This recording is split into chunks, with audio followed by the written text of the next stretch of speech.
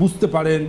আবার লো blood pressure যেখানে থাকে সেখানে কেউ বলেন যে একটু শরবত খেয়ে নেয়, বা তোর লো ব্লাড প্রেশার হচ্ছে একটু ভিটামিন খেয়ে নে। তো অ্যাকচুয়ালি এগুলোর সাথে লো ব্লাড প্রেশারের কোনো সম্পর্ক নেই। লো ব্লাড প্রেশার, উচ্চ রক্তচাপকে যেমন হাইপার টেনশন বলি, লো ব্লাড প্রেশারকে আমরা বলি হাইপোটেনশন।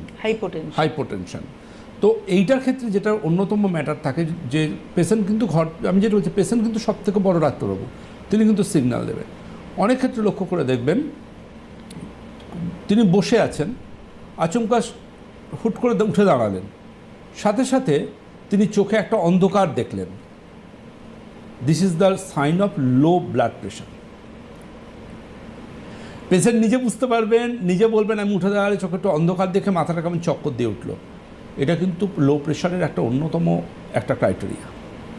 এবং শুধু তাই নয়, কিছু ক্ষেত্রে এমনও দেখা যায় যে কেউ দাঁড়িয়ে কাজ করছেন, হুট করে তিনি সামান্য কিছুক্ষণের জন্য হলেও ফেন্ট হয়ে গেলেন, একটু সেন্সলেস টাইপের হয়ে গেলেন। রাস্তাঘাটে সবাই তাকে ধরে নিয়ে বসালো, কেউ বলছেন সুগারটা চেক কর, সুগার ফল করে গেছে কিনা হয়েছে। কিন্তু তার জন্য সুগার তো অবশ্যই চেক করা দরকার, যে সুগার ফল হয়েছে কিন্তু তার সাথে প্রেশারটাও চেক করা দরকার, ভীষণ রকম প্রয়োজন। আর সুগারের মেশিন বা প্রেশারের মেশিন কিন্তু সর্বত্র সব ওষুধের দোকানে থাকে, সব ওষুধের দোকানে থাকে। রাস্তাঘাটে কোনো কিছু যদি এরকম হয়, যে কোনো ওষুধের দোকান থেকে কিন্তু বাই ফোর্স নিয়ে এসে চেকটা করিয়ে নেওয়া যায় যে আমার সুগারটা কত আছে, প্রেশারটা কত আছে।